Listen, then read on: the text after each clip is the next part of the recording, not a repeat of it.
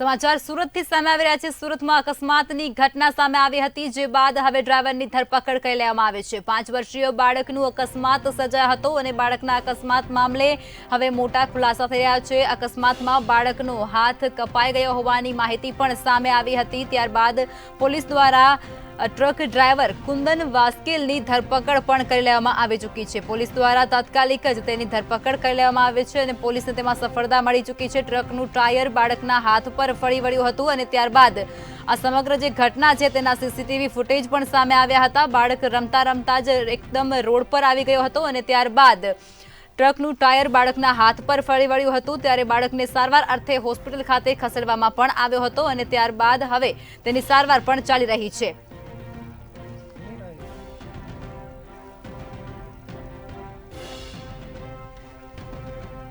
સમાચાર હાલ સુરતથી મળી રહ્યા છે। સુરતમાં 5 વર્ષીય બાળક ટ્રકની અડફેટે આવ્યો હતો અને આ જ મુદ્દે વધુ વિગતો સાથે સંવાદદાતા દિવ્યેશ પરમાર લાઈવ જોડાઈ ચૂક્યા છે।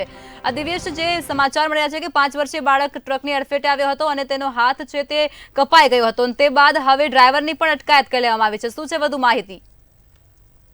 ચોક્કસથી જે પ્રકારે આ ઘટના બની હતી, જે દિંડોલી વિસ્તારની હતી ને, દિંડોલી વિસ્તારમાં ગૌરવ નામનો જે 5 વર્ષીય બાળક હતો એ પોતાના ઘરેથી મંદિરે જવા માટે નીકળ્યો હતો। તે દરમિયાન તેમના જ સોસાયટીમાંથી પસાર થતી એક ટ્રકે તેમને અડફેટે લીધો હતો અને અડફેટે એ પ્રકારે લીધો હતો કે આ જે ગૌરવ છે તે ટ્રકની નીચે ચગદાઈ ગયો હતો અને આ ગૌરવનો જે હાથ છે તે જે ટ્રકનો વ્હીલ હતો તેના પર જ આવી ગયો હતો અને ડ્રાઈવરે ત્યારે જ ટ્રકને બ્રેક મારી હતી।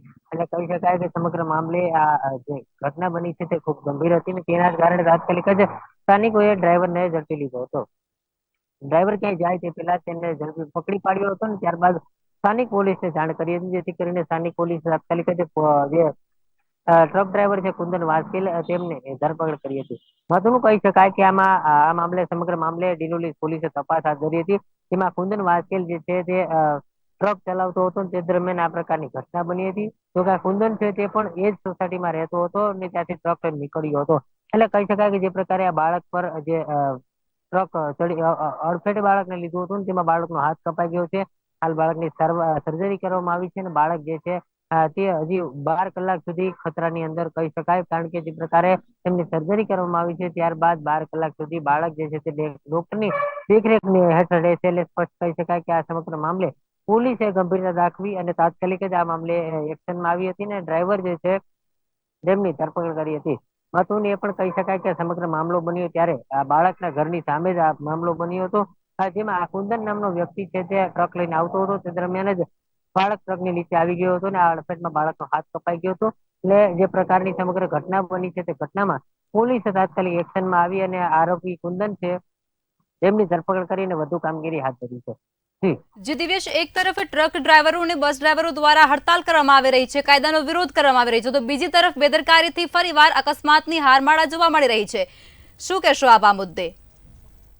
ચોક્કસ જે પ્રકારે આ સમગ્ર મામલો હતો, ખાસ કરીને જે ટ્રક ડ્રાઈવરો અને બસ ડ્રાઈવર દ્વારા જે પ્રકારે 2 દિવસનો વિરોધ કરવામાં આવ્યો હતો કે આ જ મામલો હતો કે કોઈ પણ ડ્રાઈવર અકસ્માત થશે તો તેમને 10 વર્ષની સજા અને 7 લાખનો દંડ ફટકારવામાં આવે, પરંતુ આ ડ્રાઈવરો જે છે તે સતત ને સતત આ પ્રકારની ગંભીર બેદરકારી દાખવતા હતા અને તેના જ કારણે આ અકસ્માત પણ દિંડોલીમાં થયો છે।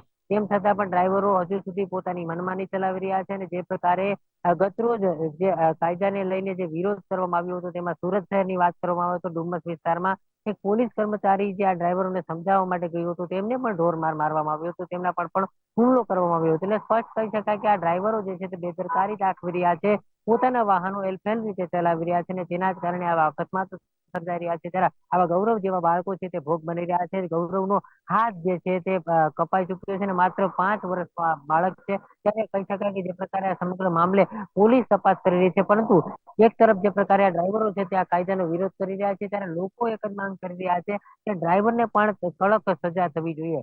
જે પ્રકારે ડ્રાઈવર એ બેદરકારી દાખવી છે અને નાના એવા માસૂમ ભૂલકાને અડફેટે લીધો છે, જોકે સદનસીબે બાળક બચી ગયું છે, પરંતુ એમનો જે અંગનો જે હાથ છે તે છૂટો પડી ગયો છે। હાલ સર્જરી કરવામાં આવી છે, પરંતુ હજી સુધી બાળક ખતરાની બહાર નથી આવ્યું અને 12 કલાક સુધી હજી પણ ડોક્ટરની નિગરાની હેઠળ રાખવામાં આવશે। એટલે સ્પષ્ટ કહી શકાય કે એક તરફ ડ્રાઈવરો જે છે તે આ કાયદાનો વિરોધ કરી રહ્યા છે, પરંતુ હવે જે કાયદો પરત ખેંચવામાં આવ્યો છે, પરંતુ સ્થાનિક લોકો જે છે તે ખૂબ જ રોષે ભરાયા છે અને તેઓ પણ કહી રહ્યા છે કે આ ડ્રાઈવરો સામે કડક કાર્યવાહી થવી જોઈએ, કારણ કે જે પ્રકારે આ ડ્રાઈવરે બેદરકારી દાખવી હતી ને આ પ્રકારનો અકસ્માત થયો છે તેને જ લઈને લોકોમાં પણ ક્યાંક ને ક્યાંક રોષ જોવા મળી રહ્યો છે.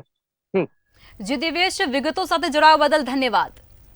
સમાચાર હાલ સુરતથી સામે આવી રહ્યા છે. સુરતમાં 5 વર્ષીય બાળક ટ્રકની અડફેટે આવ્યો હતો અને અકસ્માત સર્જાયો હતો. પાંડેસરામાં આ ઘટના બની છે.